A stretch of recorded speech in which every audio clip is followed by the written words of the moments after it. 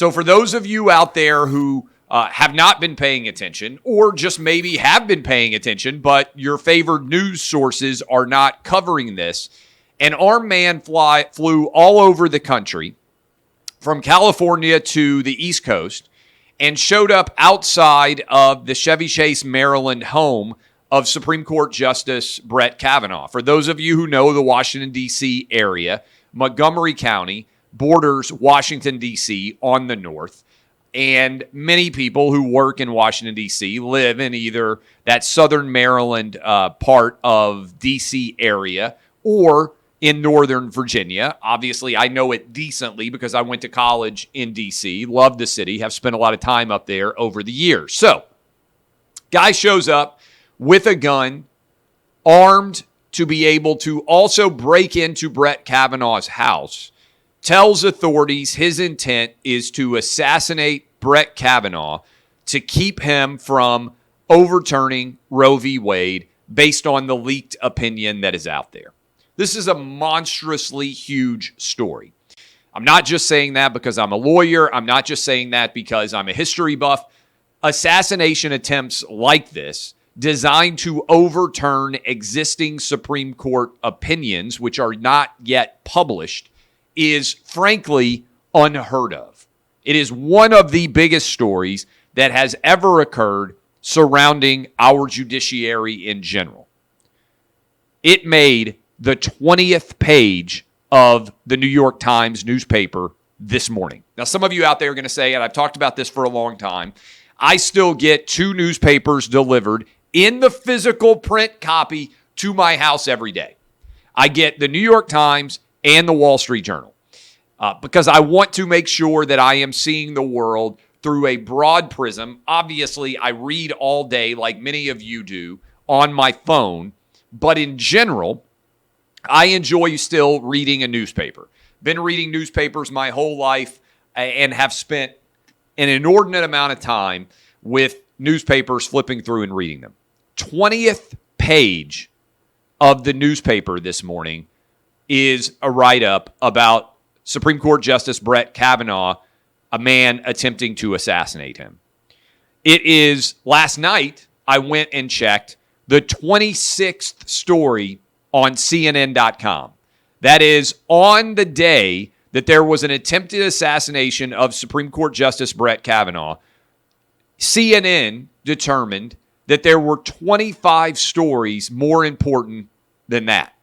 The Washington Post, and I'll talk about this in a little bit, had a story about the attempted assassination of Brett Kavanaugh alongside of it a story about Washington Commanders defensive coordinator Jack Del Rio's opinion on January 6th. In other words, a random guy in the world of NFL coaching, his opinion on January 6th in a summer of riots and protests was considered to be the equivalent of an attempted assassination of a Supreme Court justice. MSNBC, the New York Times, the Washington Post, CNN, they all conspired to treat this story as if it were not a significant story worthy of coverage. And the result is there are tens of millions, maybe even 100 million or more people who will not even know that for the first time in American history, there was a direct assassination attempt made on Brett Kavanaugh's life in order to try to ensure that his opinion on a case before the Supreme Court did not become law. On top of that, this left-wing activist was motivated by being able to find the home addresses of Supreme Court justices, including Kavanaugh, online, which is being published by left-wing activists who continue to protest outside of these justices' homes.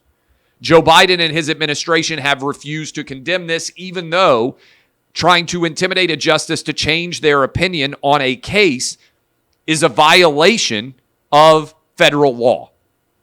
Even last night, after an assassination attempt, protesters still showed up outside of Brett Kavanaugh's home, where he lives, by the way, with 2 young daughters and his wife.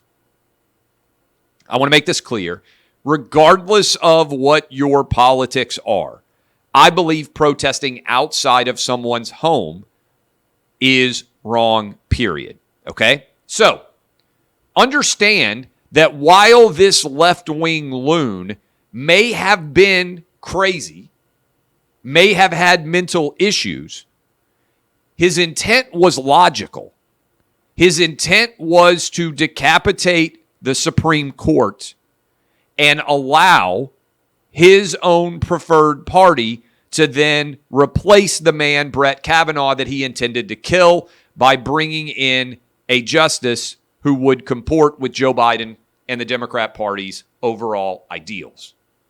This was a direct attempt at insurrection, at overthrowing the Supreme Court of the United States, motivated by a left-wing lunatic who took his guide from online postings of homes, may well have been influenced by Chuck Schumer standing out in front of the White House, by Jen Psaki, by Joe Biden, by Merrick Garland.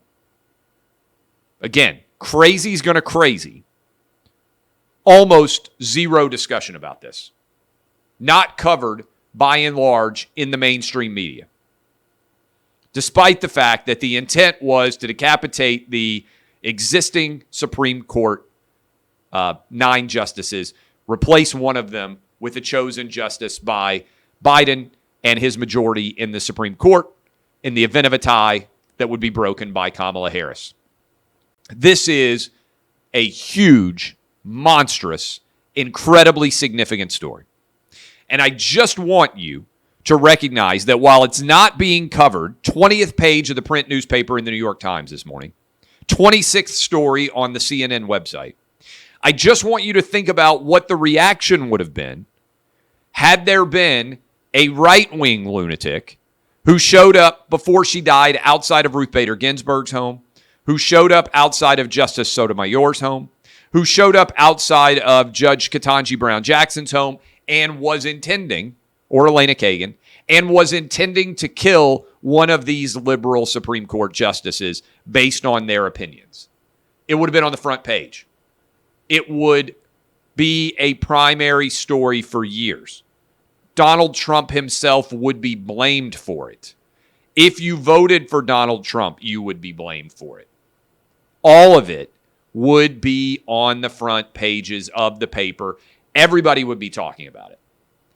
Brett Kavanaugh attempted assassination already buried as if it never happened, memory hold, because it's left-wing violence motivated by left-wing insanity, and that doesn't fit the preferred narrative of the New York Times, the Washington Post, CNN, or MSNBC. So instead of addressing it, sharing that story, allowing their audience to be exposed to it, they memory hole it and pretend it doesn't exist at all.